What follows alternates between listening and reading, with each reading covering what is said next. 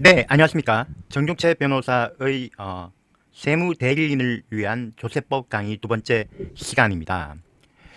오늘은 이제 국세기본법 두 번째고요. 납세 의무에 대해서 살펴보겠습니다. 일단 먼저 과세요건을 알아야 되겠죠. 과세요건이라고 하면 조세 채권이 성립하기 위한 각 요건들입니다. 그 중에 첫 번째가 납세 의무자입니다. 납세 의무자는 기본적으로 이제 거주자, 비거주자 뭐 이렇게 나뉘어지겠죠. 그 중에서 이제 우리가 좀 신경 써야 될 것들을 위주로 살펴보겠습니다. 첫 번째는 법인이 아닌 단체가 과연 납세 의무자로서 어떻게 조세법에서 취급받고 있느냐입니다. 일단 법인이 아닌 단체 중에 법인으로 의지하는 게 있습니다. 사단이 아닌 단체 일지만 법인 국세기본법에서 법인으로 의제하는 의제법인들은 법인세 과세 대상이며 상정법상으로는 비영리 법인으로 취급이 돼서 증여세 부과 대상이 되고 사업상으로는 독립적으로 재화 용역을 공급하는 경우에 부가가치세 납세 의무를 부담하게 됩니다. 당연의제법인과 승인의제법인이 있습니다. 당연의제법인은 주무관청의 허가 등을 받아 설립되거나 법령에 의하여 관청에 등록되도록 한 사단, 재단, 기타 단체로 등기되지 아니한 것과 공익을 목적으로 출연한 기본재산이 있는 재단으로 등기되지 아니한 것들 중에 수익을 구성원한테 분배하지 않아야 됩니다. 의제 이제 승인 의제법인이라고 하는 승인은 이제 세무서장이 승인을 해줘야 된다는 얘기고요. 사단, 재단 그 밖의 단체 조직 운영에 관한 규정을 가지고 이건 보통 정관 같은 거죠. 대표자 관리인을 승인하고 있을 것, 그리고 사단, 재단, 단체의 자신의 계산과 명의로 수익과 재산을 독립적으로 소유 관리할 것, 그리고 그 수익을 구성원한테 배분하지 아니하여 관할 세무서장의 승인을 받아 과세법상 법인으로 취급하는 거죠. 승인과 함께 동시에 고유번호가 부여됩니다. 여기서 하나 좀 특이한 게 있죠. 당연의제법인이나 승인의제법인에서 이제 공통적인 요소가 뭐가 있죠? 네, 수익을 구성원한테 분배하지 않아야 된다는 겁니다. 그래서 세무공무원들이 공익법인이나 또는 비영리법인을 따질 때도 수익을 배분하면 공익법인이나 또는 비영리법인으로 보지 않습니다. 제가 재작년에 수행한 사건 중에 산림계라는 법인이 있습니다. 산림계는 산림계법에 따라서 이제 그 법인이거든요. 이거는 이제 승인법인, 의제법인이 아닙니다. 진짜 법인입니다. 법인격 있는 법인이고요. 그리고 그 조특법과 이런 데다가는 비영리 법인으로 규정이 되어 있습니다. 근데 이 법인이 산을 가지고 있던 산림계니까 산이 있겠죠. 근데 산은 어차피 1980년대 후반부터는 더 이상 산림계가 그 산에서 조림 육림을 해가지고 또 산에 있는 나무를 베어서 활용할 일이 없었기 때문에 거의 뭐 재산으로 관리만 하는 거지 의미가 없잖아요. 그리고 팔 일도 없고 누가 사지도 않고요. 가치도 없고. 근데 하필 그게 이제 골프장이 들어서게 된 겁니다. 그래서 나름대로 고가로 산을 팔게 됐습니다. 양도 차익이 남았겠죠. 그래 오랫동안 산림계원들이 그걸 배당을 해달라고 했고 산림계 정관에도 배당 규정이 있습니다. 그래서 배당을 해줬어요. 그랬더니 이제 국세청에서 법인세를 내라고 통지가 왔습니다. 거기서 이제 국세청을 설득을 한 거죠. 근데 설득할 때 가장 난점이 됐던 게 뭐냐면 비영리 법인으로 규정이 돼 있다 하더라도 요거는 수익 사업으로 볼 수밖에 없다. 분명히 이제 그 규정에는 고유목적 사업에 비영리 법인이 고유목적 사업에 공여한 경우에는 법인세를 부과하지 않는 양도사에 대해 법인세를 부과하지 않는다고 되어 있는데 이게 고유목적 사업 아니냐. 산림계가 산을 가지고 있는 게 고유목적 사업이지 않느냐라고 했지만 그것까지는 나름대로 이해를 한다고 해도 이거는 과세를 하지 않을 수 없다라는 입장인 게 왜 그러냐면 구성원한테 이익을 배분해줬다는 점 때문에 그래요. 이 편견을 깨는 게 아주 어렵더라고요. 결국 어떻게 깼냐면 69년인가요? 그때 산림계 특별법이 만들어져 가지고 전국의 산을 동네 주민들한테 부과를 하면서 동네 주민들이 거기에 조림 육림을 해가지고 나눠쓰게 벌거숭이 산들을 육림을 해가지고 또 이제 겨울에는 거기 있는 나무를 그 연료로 쓰게 해주는 법이 만들어졌고 거기에 보면 뭐가 되어 있냐면 산림계의 수익과 재산은 비과세다라는 규정이 있었습니다. 그게 바로 살림개법이 없어지면서 우리 법인세법과 조세특례제한법에 비영리법인으로 들어왔다라는 주장을 해서 결국은 세무조사 과정에서 이제 설득을 한 거죠. 그래서 비과세 받았습니다. 아주 중요하게 보더라고요. 이 부분을. 네. 그 다음에 한 사례인데요. 외국 종교단체도 기부금 공제 대상인 비영리 법인에 해당된다는 최근의 판례가 있었습니다. 조금 이건 제가 보기에는 좀 부적절한 것 같긴 한데, 이런 판례가 최근에 있었다라는 점 이해를 하시고요. 네. 보통 교포가 세운 거겠죠? 네. 그럼 법인으로 보지 않는, 그러니까 의제 법인이 아닌 단체는 과세법상으로 어떻게 취급하느냐? 이런 경우는 소득세법에 관리인이 선임되어 있고 이익 분배 방법이나 분배 비율이 정해져 있지 않은 법인이 아닌 단체의 경우에는 1거주자로 보아 소득세를 부과하고요. 그렇지 않은 경우에는 구성원 개인을 공동사업자로 보아 소득세를 부과합니다. 후자의 경우에는 개별 구성원들이 소득세 납세 의무자가 되는 거죠. 매우 번거롭게 되는 거죠. 매우 번거롭게. 과세 물건이라고 하는 것은 소득세나 법인세에서는 소득이고요. 부가가치세법에서는 재화 용역의 공급입니다. 상속이나 정자세법에서는 상속이나 수정 등을 말합니다. 과세 표준은 세액을 산정하기 위한 기초로서 과세 물건의 크기, 즉 수량 또는 가액을 의미하고요. 과세 표준을 금액으로 표시되면 종가세가 되고 수량으로 표시되면 종량세가 됩니다. 세율은 크게 비례세율과 누진세율이 있습니다. 적용 법률은 이것도 잘 아셔야 되는데, 적용 법률은 꼭 실제법은 꼭 과세 의무가 납세 의무가 성립하던 시기, 그렇죠? 뭐 상속 증여세법은 상속 시점, 증여 시점이 되는 거고요. 소득세법이나 또는 법인세법 같이 기간과세는 그 과세 기간 종료되는 시점, 그 시점에 법령이 적용되는 거고, 절차법은 어떻게 되겠습니까? 뭐 경정 청구라든가 뭐 이런 것들, 부가 채측 기간 절차, 이런 것들은 그 과세 처분 시점, 이 경정 청구, 뭐 예를 들면 경정이나 결정 처분 시점이라든가 그 처분 시점에 적용이 됩니다.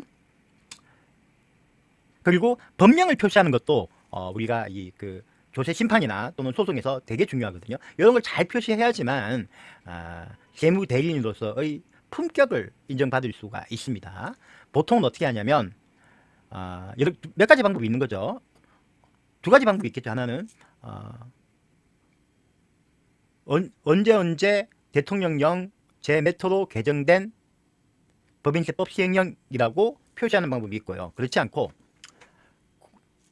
그 해당되는 조항이 바뀔 거 아닙니까? 그렇죠? 그러니까 바뀐 그 법령을 찾아가지고 구 법인세법 시행령 갈로 열고 2009년 2월 12일 대통령령 제295-295로 개정되기 이전의 것, 이렇게 표시하는 게 있는데 요게 정석입니다. 그래서 사실 되게 번거로워요.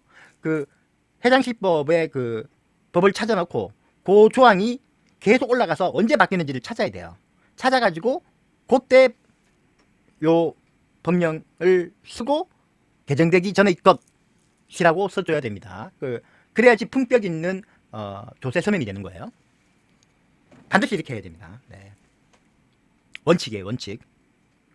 그리고 어떻게 보면 또 어떤 세무사님들이나 이런 분들이 나 뭐 이렇게 볼 때 보면 판결도 대법원 2019-1235-7 콤마 2017년 1월 12일 가로닫고 이렇게 하면 안 됩니다. 원래 원칙은 대법원 2017.1.12 선고 2018-1212호 판결 이렇게 써야 됩니다.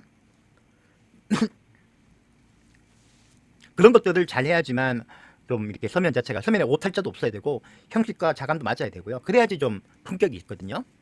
조세 의무의 성립과 확정을 살펴보겠습니다. 조세 의무의 성립은 세법이 정하는 과세 요건이 충족되어 납세 의무가 객관적으로 발생하는 거고요. 그걸 추상적 납세 의무라고 하고요. 요때 일반적 민사적으로는 요때 이제 성립하기 때문에 채권자가 채권을 행사할 수 있지만 조세 채권은 그렇지 않습니다. 확정이라는 절차가 따로 있습니다. 납세 의무의 내용을 확인하는 절차, 그러니까 납세 의무자의 신고 또는 과세관청의 결정을 있어야 되고요. 구체적인 납세 의무가 그때 성립합니다. 소멸은 조세채권을 실현을 하거나 또는 조세채권이 실현되지 않는 거죠. 부가제척 기간이 지나거나 또는 국세징수권의 소멸시효가 완성되거나 매우 어렵습니다. 부가제척 기간도 법령이 바뀌어가지고 옛날에는 5년에서 점점점 길어져가지고 지금은 뭐 일반적으로 무신고 7년, 부정 사기 기타 부정 10년, 그다음에 상속 종료세는 거의 뭐 부가제척 기간이 없다고 봐도 될 지경이 됐고, 그렇죠? 국세징수권 같은 경우에는 계속적으로 납부통지 곧만 보내면은 계속 연장이 되지 않습니까? 그래서 거의 소멸되기 어렵다고 보죠. 요거는 이제 납세 의무 성립 시기 비교표인데요. 요 출처는 그 기획재정부에서 나온 그겁니다. 그 조세개요. 보면은 뭐 한 가지만 보겠습니다. 그냥 소득세는 과세기간 종료일, 법인세법은 사업연도 종료일입니다. 말씀드린 것처럼 납부의 성립 확정 말씀드렸고요. 확정에서 이제 한 3가지 방법이 있습니다. 신고 납부 방식과 부가 확정 방식과 그 다음에 자동 확정 방식이 있는데요. 신고 확정 방식은 납세자가 과세 표준과세액을 정부에 신고하면 정부의 별다른 행정 처분 없이 신고한 대로 납세 의무가 확정됩니다. 소득세, 법인세, 부가가치세 등이죠. 나중에 과세관청이 이에 대해서 경정 결정을 하면 그건 이제 그때 바뀌는 거죠. 그 전까지는 신고한 대로 확정됩니다. 부가 확정 방식은 과세관청이 과세 표준과세액을 결정할 때 확정되는 거고요. 확정의 효력은 결정이 고지된 때, 요 고지된 때는 이 행정이기 때문에 납부 고지서라고 하는 처분이 송달될 때 성립합니다. 발생합니다. 신고 의무를 규정하는 경우가 있긴 한데 그거는 납세 협력 의무를 규정하는 게 불과하고요. 요건 그냥 납세 협력 의무고 확정의 효력은 없습니다.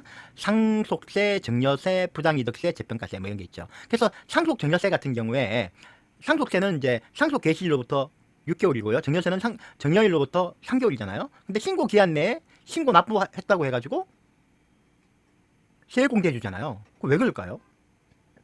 당연한 건데. 그게 바로 이제 납세 협력 의무를 잘 지켜준 것에 대한 보상인 거죠. 말한 것처럼 부가 확정 방식이니까. 신고 납부 방식에서는 자기의 의무이기 때문에 그런 보상을 안 주죠. 자동 확정 방식은 특별한 절차 없이 성립과 동시에 자동으로 확정되는 거고요. 인지세나 원천 징수하는 소득세, 법인세 등입니다. 참고로 이건 앞으로도 많이 나올 텐데요. 그 소득 금액 변동 통지 같은 거는 이제 과거에는 그렇지 않지만 지금은 처분성이 있다고 봅니다. 그래서 독자적인 행정 심판, 그 전치주의 있죠. 이의신청은 뭐 독자적인 전치주의 절차라고 보기는 좀 어렵지만 이의신청, 그 다음에 조세심판, 국세청 심사 청구, 감사원 심사 청구의 대상이 되고요. 그 다음에 행정소송의 대상이 됩니다. 항고 쟁송의 대상이 되는 처분입니다. 그래서 불복 절차가 가능하죠. 그러니까 여기까지만 알면 안 됩니다. 이게 뭐가 되냐면 이게 항고 쟁송의 대상이 된다는 얘기는요. 그 기일이 정해졌잖아요. 처분을 받은 날부터 90일 이내 항고 쟁송을 제기해야 되지 않습니까? 제기하지 않으면 불가쟁력이 발생하거든요. 그러고 난 다음에 나중에 징수 처분을 받는단 말이에요. 그 징수 처분 때 소득금의 변동 통지의 하자를 다툴 수가 있느냐가 쟁점이 되는 거예요. 다투기 아직까지 그런 사례가 별로 없지만 다투기 어렵다고 봅니다. 과거에는 소득금의 변동 통지의 처분성을 인정 안 했거든요. 그러니까 당연하게 그 징수 처분에서 소득금액 변동 통지의 하자를 다툴 수가 있었습니다. 하지만 이거의 독자적인 처분성을 인정하면 뒤에 징수 처분에서 못 다퉈요. 그게 법원칙입니다. 인정상여 같은 경우에 그래서 이제 소득금액 변동 통지를 해야 되죠. 근데 소득금액 변동 통지가 이루어지면 그때 소득을 지급한 걸로 본다라고 하는 의제 규정이 있지 않습니까? 법인이. 근데 원납세 의무자한테 어떻게 될까? 원납세 의무자는 그 소득이 귀속된 때 자기한테 원납세 의무가 성립을 하는 거라고 보는 거죠. 예를 들면 소득금액 변동통지가 2025년 9월 오늘이 19일이니까 19일에 있었어요. 그러면 이때 법인이 소득을 지급한 걸로 의지합니다. 하지만 요거의 귀속 시기는 예를 들면 2010 뭐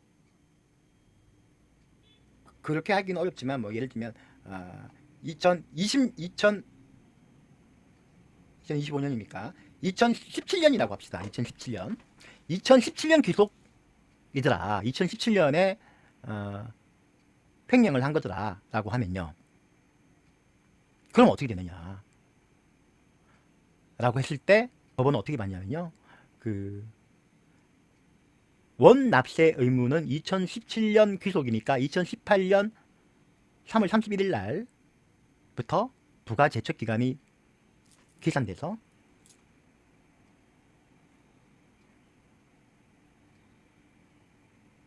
무신고 나면 7년, 무신고 또는 뭐 과소신고 7년이잖아요. 7년의 부가제척기간이 도과됐으니까 원납세 의무가 성립하지 않는다. 따라서 원납세 의무에 부종하여 성립하는 법인의 원천징수 의무도 성립하지 않는다. 따라서 소득금의 변동통지도 위법하다. 이렇게 판단했습니다. 네, 이게 이제 이것도 제가 수행한 사건인데, 새로운 건설 사건이라고. 판결을 언급한 거는 그 사건은 아니고요. 어떻게 되냐면, 그 법인의 대표자가 횡령을 했어요. 그에게 횡령을 했어요. 어쨌든 간에 횡령을 했는데, 이상하게 그때 세무서에서는 그냥 대표자 인정상여로 이제 소득 처분했더라고요. 그리고 난 다음에 소송 기간이 상당히 많이 지났습니다. 그래서 여러 가지로 주장을 했더니 이제 그 소송 과정에서 그 대표자 인정상여가 아니라 횡령했다는 실지 귀속상여다라고 처분한 사유의 변경을 과세관청이 했습니다. 그래서 그게 받아들여졌어요. 그거는 처분 사유의 변경 독립성의 처분의 독립성 범위 내다 그래가지고 받아들여졌습니다. 그리고 난 다음에요, 우리가 뭐라고 주장했냐면, 원천 징수 의무는 원천 납세 의무의 부수되는 부종성이 있기 때문에 원천 납세 의무가 존재하지 않으면 원천 징수 의무도 존재하지 않는다. 근데 원천 납세 의무는 귀속연도 말로부터 3개월이 지난 신고기한 때부터 부가제척기간이 기산돼서 시작된다. 그리고 유명한 다른 판례를 가져왔죠.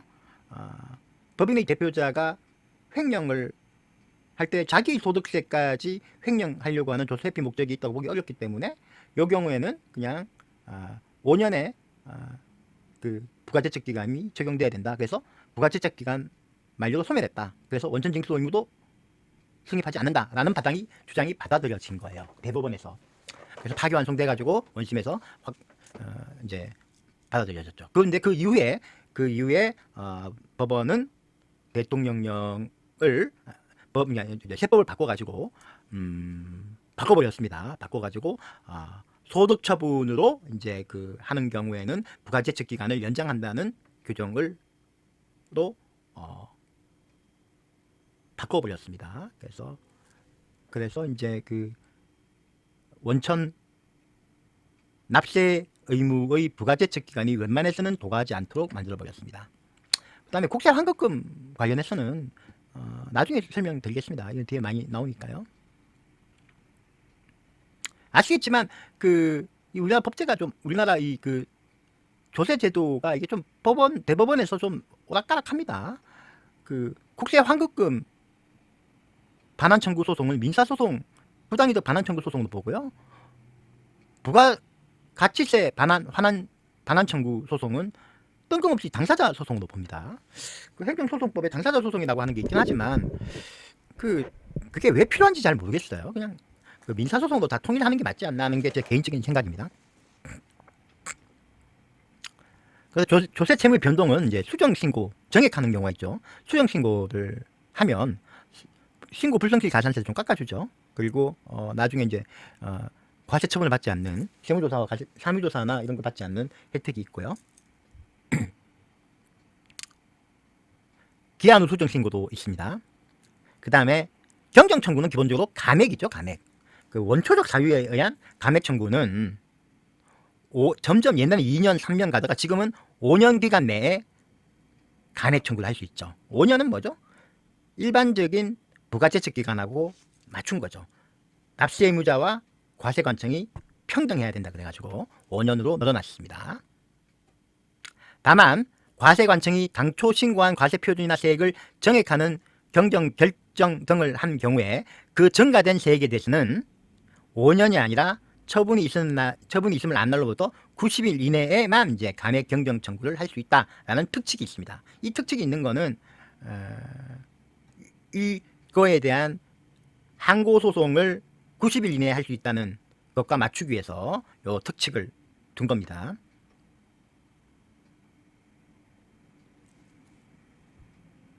그 다음에 후발적 사유에 의한 간액 청구는 신고를 하거나 뭐 이러고 신고하거나 또는 뭐 부가 확정 방식이든 관계없이 후발적 사유로 인해서 과세 표준이나 세액이 바뀌어야 되는 사유가 발생하면 3개월 이내에 감액 청구가 가능합니다. 다만 명심해야 될 거는요. 후발적 감액 청구하고 그 다음에 아까 말씀드렸던 일반적인 원초적 사유에 의한 감액 청구는 병존합니다. 그래서 후발적 사유가 발생해 가지고 감액 청구를 90일 이내 못했다 하더라도 그 같은 사유를 가지고 일반적인 감액 청구 할 수 있어요. 사실은 1번이 보면 확정 소송 등으로 과세 표준이나 세액의 계산 근거가 되는 거래나 행위가 변경되는 경우, 민사 소송 같은 게 바뀔 수가 있잖아요. 확정되는 경우가 있죠. 계약이 해지된다든가. 근데 일반적으로 형사소송은 이걸로 안 보더라고요. 그 다음에 두 번째로 과세관청이 소득의 귀속을 제3자로 경정하거나 결정하는 행정처분을 한 경우, 조세조약 또는 경정결정으로 연동된 다른 세목이 변경되는 경우, 또는 행정관청의 허가나 허가 등 인허가가 변경되는 경우, 그 다음에 해지권이 행사되는 경우, 뭐 기타 이런 사유가 있습니다. 원천 징수세액에 대한 경정 청구도 가능한데, 이때 원천 징수 의무를 이행한 원천 징수자만이 경정 청구를 할 수 있고, 원천 납세 의무자는 상관없으니까 못한다라는 판례가 있습니다. 그리고 여기서 가장 크게 문제되는 것은 1항입니다. 조세 심판, 심사 청구 결정이나 또는 뭐 여러 가지 확정 소송, 판결 등으로 과세 표준 세액의 근거가 되는 것이 바뀌었을 때 이걸 뭐라고 볼 거냐. 판례에 의하면 상속인이 제3자를 위하여 연대보정을 부담하고 있었지만 상속 개시 단기에는 변제기가 도래하고 있지 않았고 주채무가 변제 불능의 무자격 상태에도 있지 않아 가지고 상속인이 그 채무를 완전히 부담한다고 볼 수 없어 가지고 상속 채무도 보지 않았는데, 나중에 판결이 확정됐는데 보니까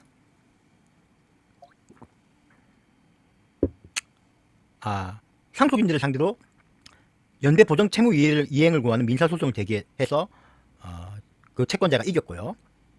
상속인들이 따져보니까 주채무자는 변제불능이고 나머지 연대보정인들도 상태가 안 좋아서 구상권을 행사할 수 없어가지고 온전히 자기들 책임으로 물려줄 수밖에 없는 상황이 됐다. 이런 경우에는 1호의 후발적 경정청구 사유에 해당한다. 뭐 이런 내용이고요. 그 다음에 반면 형사소송에서는 납세 의무의 존무나 범위에 대한 판단을 기초로 판결이 확정됐다 하더라도 특별한 사정이 없는 이상은 1항 판결이 확정에 따른 후발적 경정청구 사유로 볼 수 없다라는 겁니다. 그 다음에 7항과 관련해서는 큰 사건이 한 번 있었죠.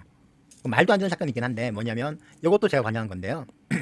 제가 배리한 건데 뭐냐면 별게 아니고 그 철도공사가 그 용산 일대에 있는 철도공사 부지를 통으로 이제 개발하려고 롯데 그 당시에 롯데 개발인가 하는 곳에다가 팔았습니다.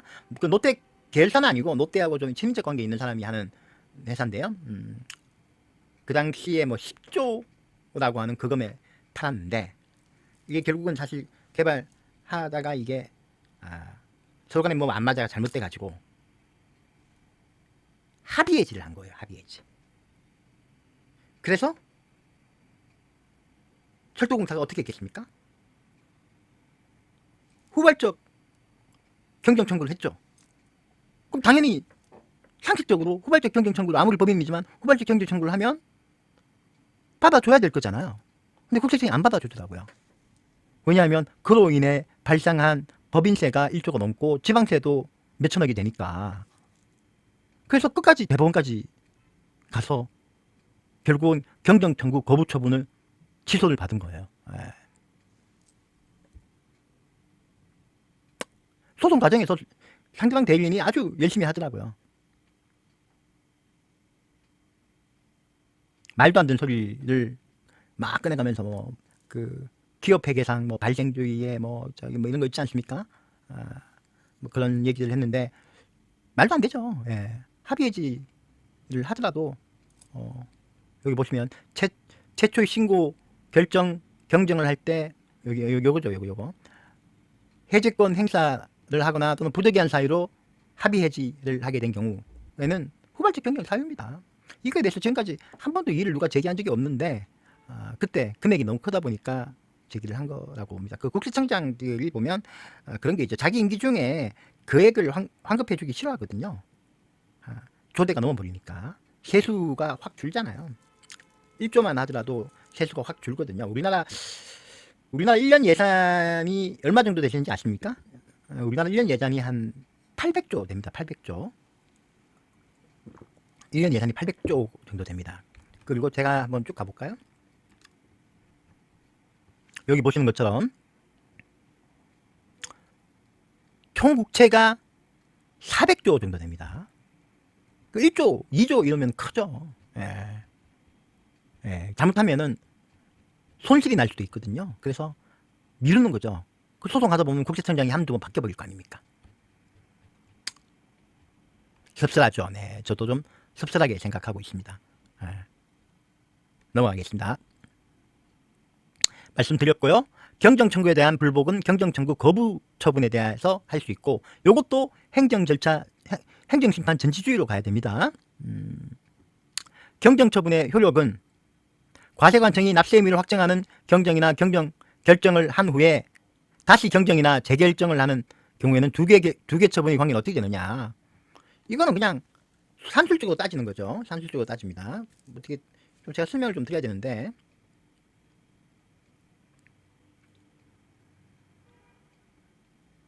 요 이제 강의록에 보니까 약간 좀 순서가 조금 흐트러져 있네요. 이걸 먼저 설명을 드렸어야 되는데, 경정 결정에 보통 일반적으로 뭐죠? 정액 경정이죠. 정액 경정. 당연히 정액 경정을 하죠. 그렇죠? 조세를 많이 부과를 더하는 거잖아요. 정액 경정이 있으면 원 부과 처분이 있고 정액 부과 처분이 있다고 합시다. 상속 증여세 같은 경우에. 네? 정액 부과 처분이 있다 그러면 어떻게 될까요? 정액 부과 처분이 원 처분을 흡수해 버립니다. 이렇게 쑥 빨아당기죠. 이렇게 쑥. 예를 들면 2014년 1월 2일 날 1억 원의 상속세 부과 처분이 있었어요. 2017년 1월 1일 날 1억 원을 정액 가지고 2억 원의 상속세 부과 처분이 있었어요. 그러면은 요거는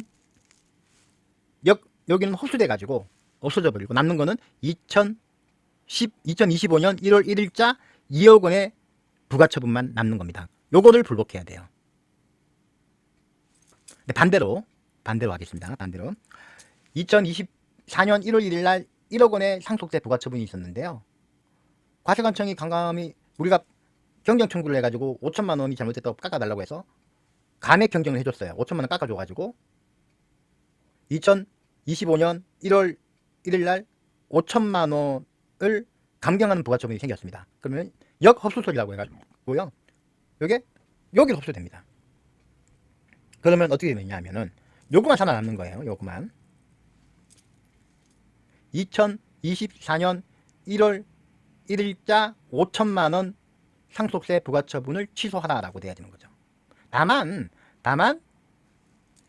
제소기간이나 이런 걸 따지는 언제를 따진다? 그러니까 예를 들면 강남 세무서장이 2014년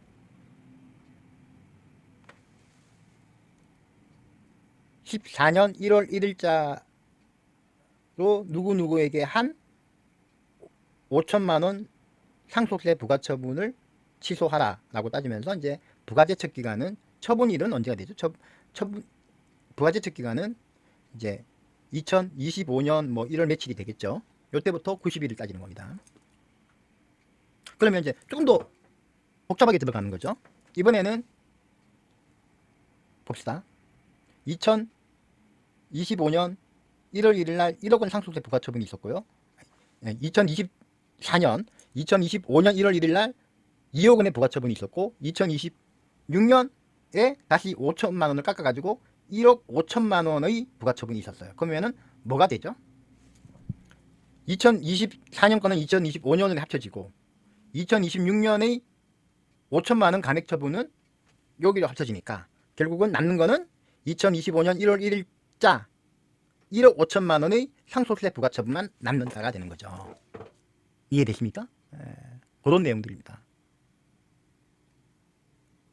불법과 심리의 범위는 국세기본법 22조 2, 22조 3에서 신고처분은 당초 처분에 따라 확정된 세액에 관한 권리 의무에 영향을 주지 않고 정액경정처분이나 감액경정처분은 당초 확정된 세액에 대한 권리 의무에 영향을 주지 않는다고 규정을 하고 있습니다. 그래서 납세 의무자는 항고소송에서 당초 신고의 대상이 된 과다 신고 사유나 당초 처분의 위법 사유도 함께 주장할 수 있어요. 할 주장이 있다는 게 대법원의 확립된 판결입니다. 다만 금액면에서 당초 처분에 의해 확정된 세액에 대해서는 취소를 못 구한다는 거예요.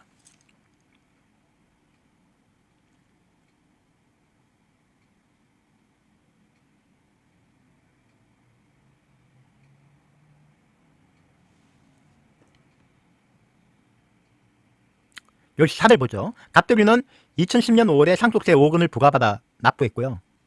세무서장이 1년이 지나가지고 2021년 5월 초에 누락된 상속세산이 있다면서 2억 원의 상속세를 부과했습니다. 그러니까 총 7억 원이 된 거죠. 당초 고지된 5억 원에 대해서는 1년이 지나도록 굴복하지 않았던 갑돌이가 추가로 2억 원이 부과되니까 세무서장이 상속세 가액이 위법하게 부당하게 평가되었다는 이유로 총 7억 원에 대해서 이의신청을 제기했어요. 판시 내용은 정액 경정처분이 있는 경우에 당초 신고나 결정인 5억 원은 정액 경정처분 2억 원에 흡수가 되었으므로 독립된 존재가치를 잃어 원칙적으로는 당초 신고나 결정에 대한 불법기간의 경과 여부와 관계없이 정액 경정처분만이 항고소송의 심판 대상이 되고 납세자는 항고소송에서 당초 신고나 결정에 따른 위법 사유도 함께 주장할 수 있으나 당초 신고나 결정에서의 세액에 관하여 취소를 구할 수 없고 정액 경정처분으로 정액된 세액을 한도로 취소를 구할 수 있다. 즉 2억 원에 대해서만 다툴 수 있는데 위법 사유는 5억 원에 있었던 위법 사유까지도 다 다툴 수 있다. 이런 뜻입니다. 이 판결 보면 좀 뭐 어떤 생각이 드세요?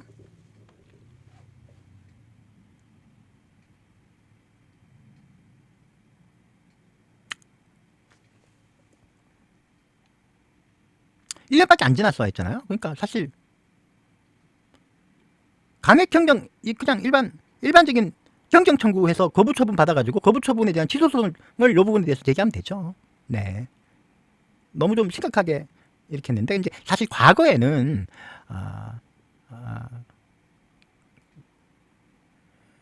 뭐 지금 봐서 보면 너무 당연한 얘기인데요. 과거에는 여기 좀 이 사례를 이렇게 꾸며놔서 그런 거지. 과거에는 이제 그 경정 청구가 그렇게 쉽지 않았던 때가 많았고 2년 정도의 기간만 인정이 되기도 하고 인정이 좀 안 되는데 요즘은 그렇지 않습니다. 요즘은 경정 청구가 아주 일반적으로 활용이 되고 있기 때문에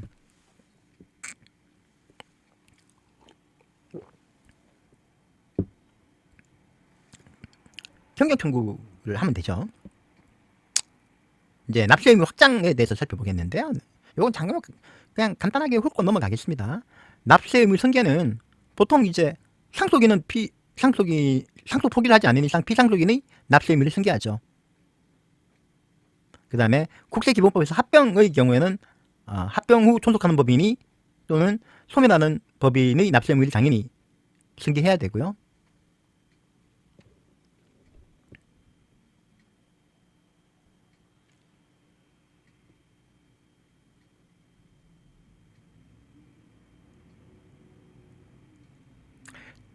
아까 말씀드린 것처럼 이제 상속인은 당연히 납세 의무, 피상속인 납세 의무를 승계하지만 상속 포기를 하게 되면 어쩔 수 없이 승계를 해야 됩니다. 상속 포기를 하면은 납세 의무까지도 승계하지 않습니다. 다만 우리 세법에는 상속 포기를 하면서 피상속인이 상속인을 수익자라는 보험 계약을 체결했는데 상속인이 그 보험금을 받았다.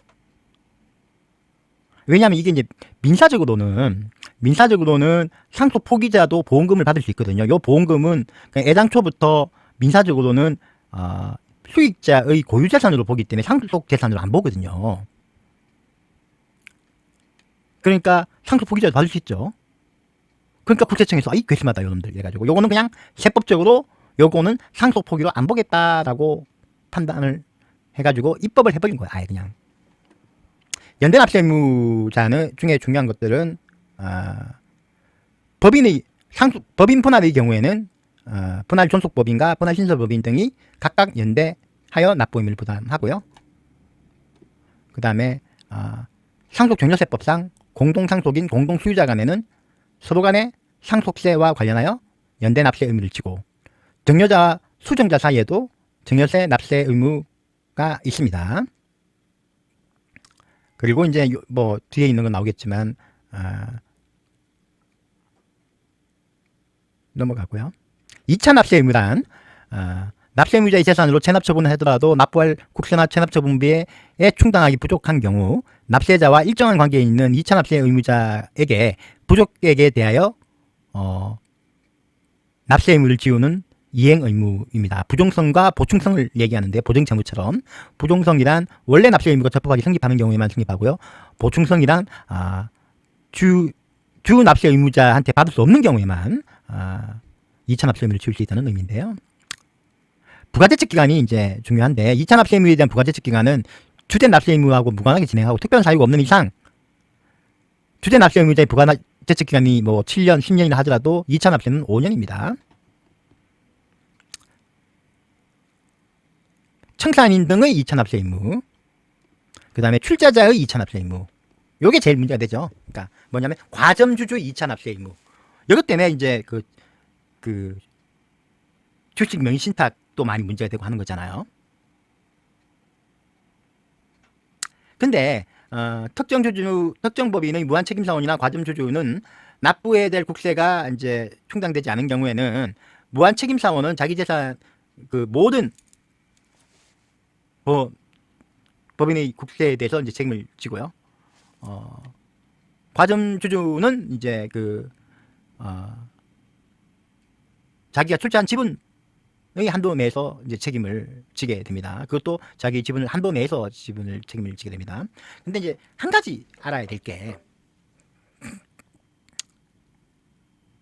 이게 국세기본법 39조에서 정권시장에 상장된 법인은 제외하고 있기 때문에 2차 납세 의무는 상장법인의 경우에는 발생하지 않고 비상장법인만 성립을 합니다. 그리고 2차 납세 의무는 실질주주한테만 발생을 하고요. 그래서 2차 납세 의무를 부담하게 한 자가 자기가 실질주주가 아니다라는 걸 입증을 하면 그 과세 처분에서 벗어날 수 있습니다. 네.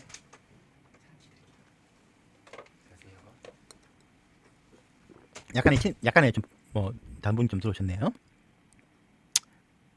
여기 2차 납세 의무 부담 한도액은 총 발행 주식수에다가 순자산액 곱하기 자기의 지분율이고요. 사업 양수인도 2차 납세 의무가 있습니다.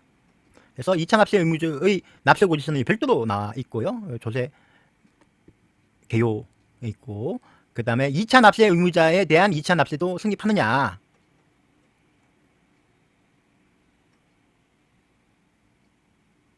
국세기본법 기본통칙에서는 성립한다고 보고 있어요.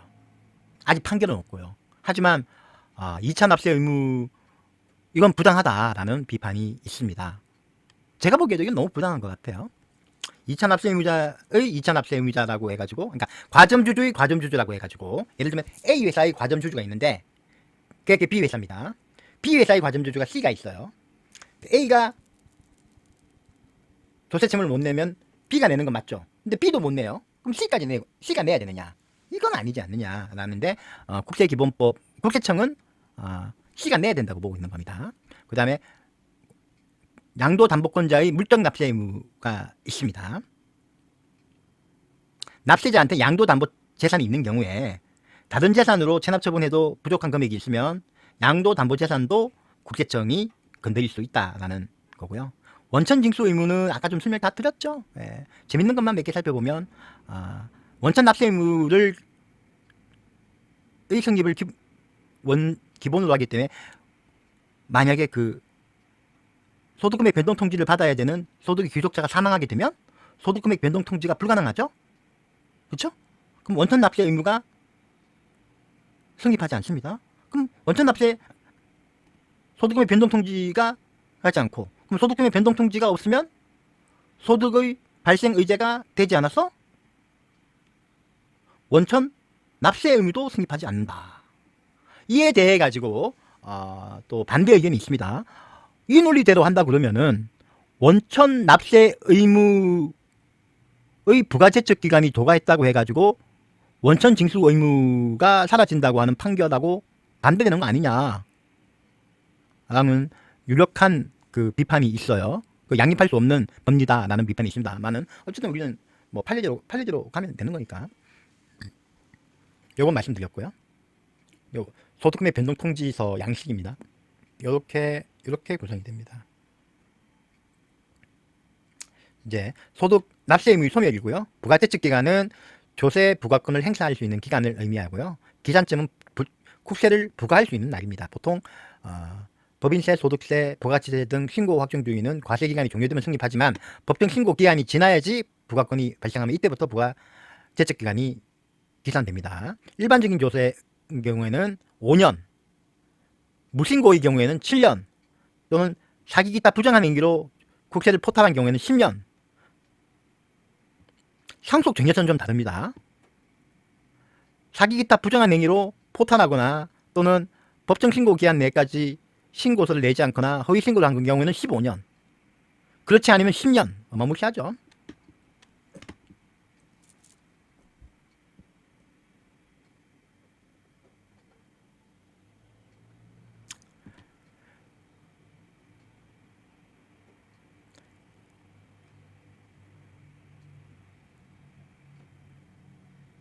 요거 보십시오. 아까 말씀드린 것처럼 사기 기타 부정한 행위로 조세를 포탈 환급받음으로써 법인세법상 소득 처분을 받은 경우 소득세나 법인세는 10년. 아까 원천 납세 의무의 부가제적 기간이 도과돼 가지고 원천 징수 의무도 없다라는 그 판결 있자마자 법을 바꾼 겁니다.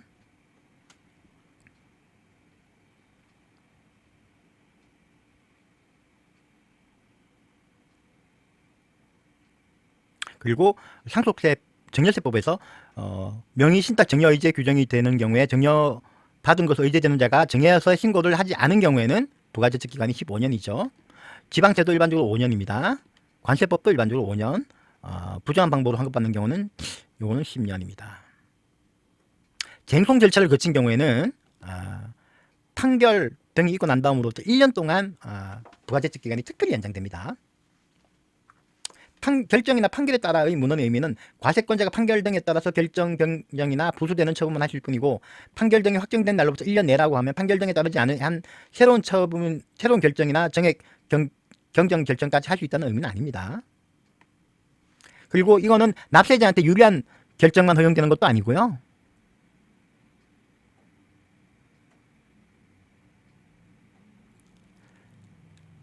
이 취소나 변경 대상이 되는 과세 처분이 효력이 미치지 않는 제3자까지 부가제적 기간이 연장되는 것도 아닙니다. 다만 명의되어 사실이 밝혀지거나 국내 원천 소득의 실질 지속자가 확인된 경우에는 그 결정이나 판결이 확정된 날로부터 1년 이내 당초 처분을 취소하고 실제 사업을 경영하는 자나 또는 원천 소득의 실질 지속자, 원천 징수 의무자에게 처분을 할 수 있습니다. 사례들을 보면 임대소득이 아니라 이자소득이라는 이유로 당초 처분이 취소된 경우에 과세관청은 이자소득으로 재처분을 하면 된다. 그게 확정 판결의 기속력 또는 기판력이 반하지 않는다. 납부고지서상의 이유로 과세처분이 취소되면 그 위법 사유를 보완해서 1년 내로 과세처분하면 된다.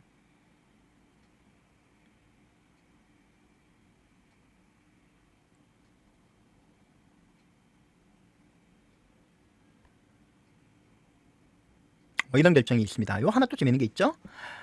판결 등으로 취소된 부가제척 기간이 세목과 과세 대상을 달리 하는 경우에는 부가제척 기간이 연장되지 않습니다. 그래서 갑법인의 100% 주주인을 보유하고 있던 주식을 병에게 양도하고 잔금 지급 이래 갑의 유일한 재산이 부동산을 병에게 이전했다는 이유로 갑법인이 병에게 부동산을 직접 양도한 것으로 실질과세 원칙에 따라 법인세 등을 부과한 결정이 판결로 취소된 이후에 을에 대해서 양도소득세를 부과하는 것은 요거는 이제 판결에 따른 경정결정이나 그 밖에 필요한 처분에 해당되지 않는다라고 봤습니다. 이거는 판결의 기판력의 범위를 넘어선 걸로 봤기 때문에 안 된다고 본 것 같습니다.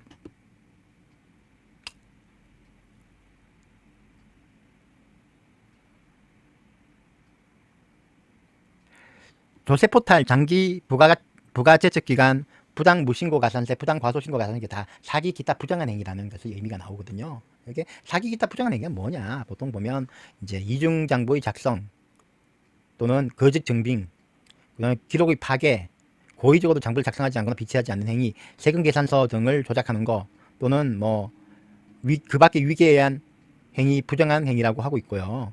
다만 요것에 대해서는 적극적인 행위가 되지 소극적으로 신고를 하지 않거나 장부를 작성하지 않는 것만 가지고는 사기 기타 부정한 행위를 볼 수 없다는 게 이제 판결입니다. 요 의미에 대해서는 다 조세포탈 다 똑같이 보고 있어요. 이렇게. 다만 부가가치세만 좀 다릅니다. 부가가치세의 장기 부가제척 기간과 부당과소 신고가산세의 적용 요건인 부정행위에 대해서는 소득세 법인세법과 달리 납세자가 실물거래 없이 발행한 허위 계산서를 교부받아 매입세 공제 환급을 받은 경우에 자기 부정환급 이외에 세금 계산서를 발급받은 자가 자진신고 납부를 하지 않아 조세 수입의 감소를 실제로 갖고 올 거라는 인식이 필요하다고 보고 있습니다. 그런 사정을 몰랐다면 사기 기타 부정한 행위로 보고 있지 않습니다. 사기 기타 부정한 행위라고 하는 것은 조세 포탈을 가능하게 하는 사기 기타 부정한 행위인데 소득세나 그 법인세는 일방적이잖아요. 근데 이제 부가가치세는 우리가 그 전단계 매입세 공제 방식을 선택하고 있거든요. 그러니까 내가 물건을 샀지 않습니까? 그럼 나는 이제 부가가치세를 저쪽에다 주는데 가공 거래를 했어요. 가공 거래. 그래서 가라 세금 계산서만 끊은 거죠. 그래서 나는 부가가치세를 환급 신청을 했어. 내가 환급 받았습니다. 가라로 세금 계산서를 한 거는 나쁜 행동 맞죠? 그렇지만 가라로 했습니다. 근데 이쪽도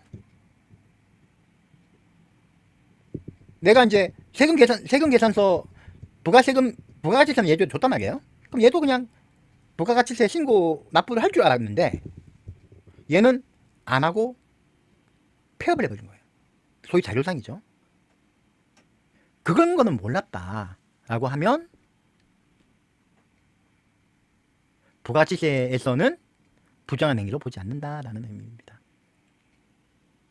다만 이제 그 가공세금 계산서 이런 거를 뭐 하고 했을 때 상대방이 자료상인지에 대해서는 조사 의무가 있다고 보고 있습니다.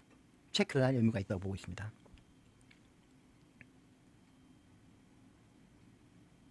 징수권은 5억 이상의 경우에 행사할 10년이고요. 5억 미만은 5년입니다. 채무자 회생 파산에 관한 법률상 조세채권은 참고로 회생술자 개시 결정 전에 납세 의무가 성립한 거는 회생채권, 그 이후에 성립한 거는 공익채권입니다.